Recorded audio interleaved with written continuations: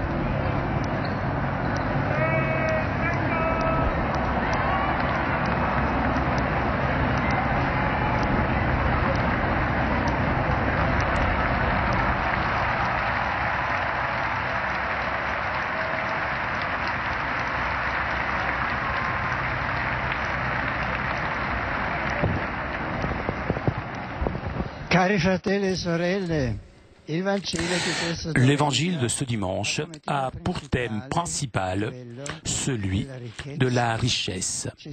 Jésus nous apprend que pour un riche, il est très difficile de rentrer dans le royaume de Dieu, mais ce n'est pas impossible. En effet, Dieu peut conquérir le cœur d'une personne qui a beaucoup de biens et la pousser à la solidarité, au partage avec ceux qui sont dans le besoin, avec les pauvres. Rentrez donc dans la logique du don. De cette façon, il se place sur le chemin du Christ qui, comme écrit l'apôtre Paul, il était riche. Il est devenu pauvre pour vous, afin que vous deveniez riches par sa pauvreté. Comme souvent cela se passe dans les évangiles, tout part d'une rencontre. La rencontre de Jésus avec un tel qui avait beaucoup de biens. Celui-ci était une personne que dès sa jeunesse observait fidèlement tous les commandements de la loi de Dieu, mais qui n'avait pas encore trouvé le véritable bonheur. Et pour cela, il demande à Jésus comment faire pour avoir en héritage la vie éternelle. D'un côté, il est attiré, comme tout le monde, par la plénitude de la vie. De l'autre, étant habitué à compter sur ses propres richesses, il pense que même la vie éternelle puisse être d'une certaine façon achetée, peut-être en observant un commandement spécial. Jésus saisit le désir profond qu'il y a chez cette personne et dit l'évangéliste, il fixe sur lui un regard plein d'amour, le regard de Dieu. Mais Jésus comprend aussi quel est le point faible de cet homme. C'est justement son attachement à ses biens. Et donc, il lui propose de tout donner aux pauvres, de façon à que son trésor, et donc son cœur, ne soit plus sur la terre, mais dans le ciel. Et il ajoute, « Viens et suis-moi ». Ce tel, en revanche, au lieu d'accueillir avec joie l'invitation de Jésus, il s'en va triste, puisqu'il n'arrive pas à se détacher de ses richesses, qui ne pourront jamais lui donner le bonheur et la vie éternelle. À ce point, Jésus donne à ses disciples, et même à nous aujourd'hui, son enseignement. Comme il sera difficile à ceux qui possèdent des richesses d'entrer dans le royaume de Dieu. Mais à ces paroles, les disciples étaient stupéfaits. Et encore plus, après que Jésus avait dit « Il est plus facile à un chameau de passer par le trou d'une aiguille qu'un riche de rentrer dans le royaume de Dieu. » Les voyant étonnés, il dit « C'est possible aux hommes, mais pas à Dieu, parce que tout est possible à Dieu. »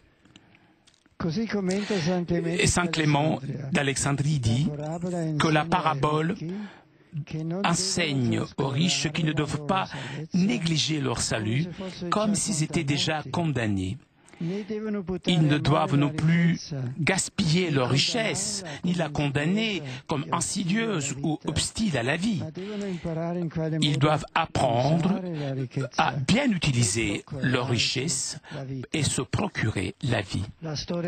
L'histoire de l'Église est pleine d'exemples de personnes riches qui ont utilisé leurs biens de façon évangélique en arrivant aussi à la sainteté. On peut penser à Saint François d'Assise, Sainte Élisabeth d'Hongrie, Saint Charles Borromée. Que la Vierge Sainte, siège de la sagesse, nous aide à accueillir avec joie l'invitation de Jésus pour rentrer dans la plénitude de la vie. Ave Maria, gratia plena, Dominus tecum. Benedicta tu in mulieribus et benedictus fructus ventris tui, Iesus. Sancta Maria, Mater Dei, ora pro nobis peccatoribus, nunc et in hora mortis nostre. Amen. Ecce ancilla Domini. Fiat mi secundum verbum tuum. Ave Maria, gratia plena, Dominus tecum. Benedicta tu in mulieribus et benedictus fructus ventris tui, Iesus. Sancta Maria, Mater Dei, ora pro nobis peccatoribus, nunc et in hora mortis nostre. Amen. Et verbum caro factum est. Et habitavit in nobis. Ave Maria, gratia plena, Dominus tecum. Benedicta tu in mulieribus et benedictus fructus ventris tui, Iesus. Sancta Maria, Mater Dei, ora pro nobis peccatoribus, nunc et in hora mortis nostre. Amen. Ora pro nobis sancta Dei genitrix. Ut in efficiamo promissionibus Christi. Oremus. Gratiam tuam quesumus Domine mentibus nostris infunde, ut qui angelo nuntiante, Christi Filio incarnatione coniovimus, per passionem ius et crucem, ad resurrectionis gloriam perducamur, per undem Christum Dominum nostrum. Amen.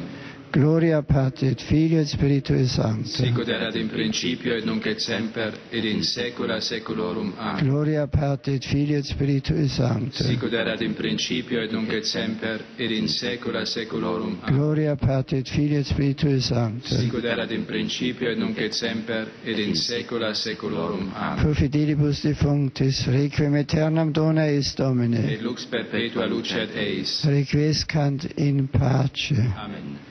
Sit nomen Domini benedictum. Ex hoc nunc et usque in saeculo. Adiutorium nostrum in nomine Domini. Qui feci celum et terra. Benedicat vos omnipotens Deus, Pater et Filius et Spiritus Sanctus. Amen.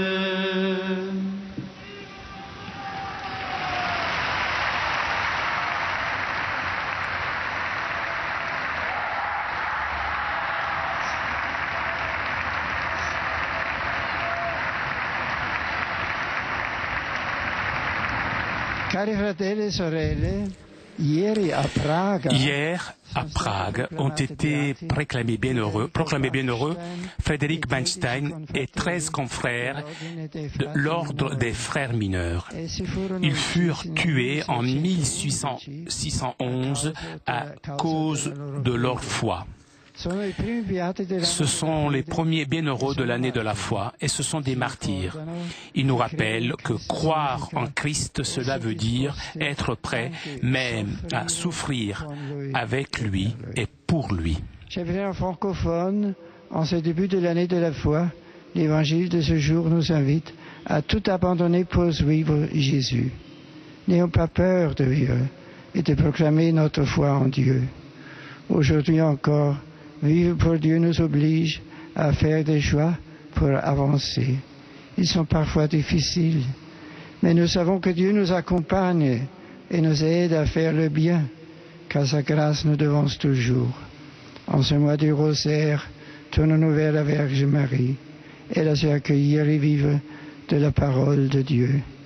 Confions-lui également nos familles et tous les participants rassemblés ici en synode pour réfléchir et échanger sur la nouvelle évangélisation.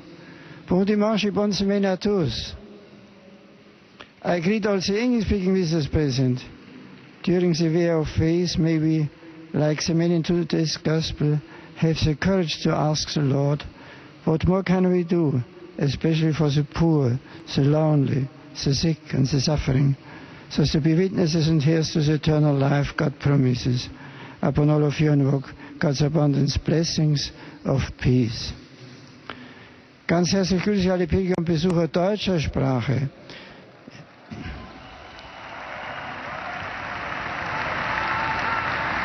Im heutigen Evangelium antwortet Jesus einem Mann, der nach dem sicheren Weg zum ewigen Leben fragt. Der Herr weist ihn auf die 10 Gebote hin und rät ihm, seine Reichtümer zu lassen, den Armen zu geben und ihm nachzufolgen. Gott will unser Herz verwandeln, dass wir fähig werden, das Ja-Wort der Liebe zu sagen, von uns selbst frei zu werden und Gottes Willen zu erfüllen. Und so führt uns zum wahren Schatz, zur Gemeinschaft mit ihm, die unerschöpflich ist, die ewiges Leben ist. Euch allen wünsche ich einen frohen und erholsamen Sonntag. Saluto con affetto agli peregrini della lingua spagnola.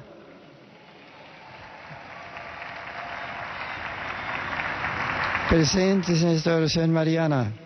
La liturgia de la palabra de este domingo nos pide una atención incondicional a la persona de Jesucristo, de modo que superando el mero cumplimiento externo y formal del precepto divino, seamos capaces de poner nuestro corazón en el único que da la vida. Que la Santísima Virgen, sede de la sabiduría, nos ayude a acoger el don de la fe, para que abandonados en el amor de Dios, respondamos con generosidad a su llamada. ¡Feliz Domingo!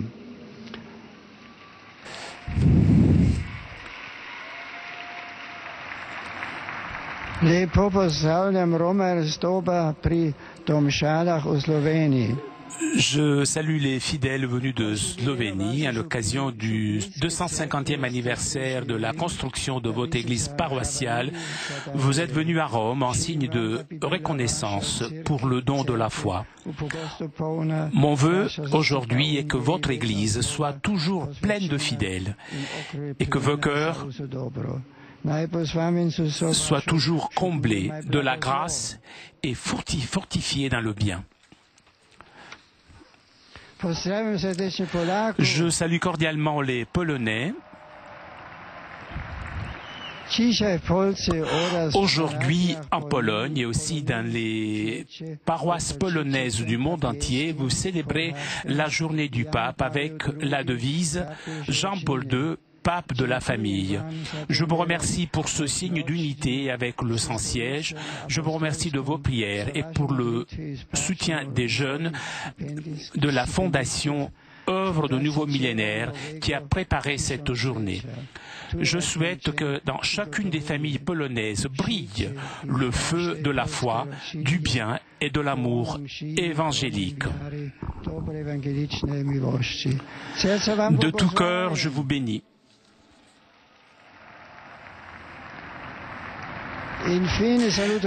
Je salue avec affection les pèlerins de langue italienne.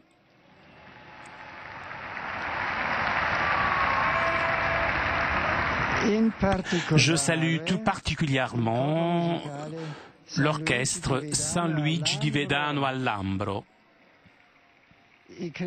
les confirmants de la paroisse Santa Giulia de Turin, et les participants à l'Ecorali San Marino, Città del Vaticano.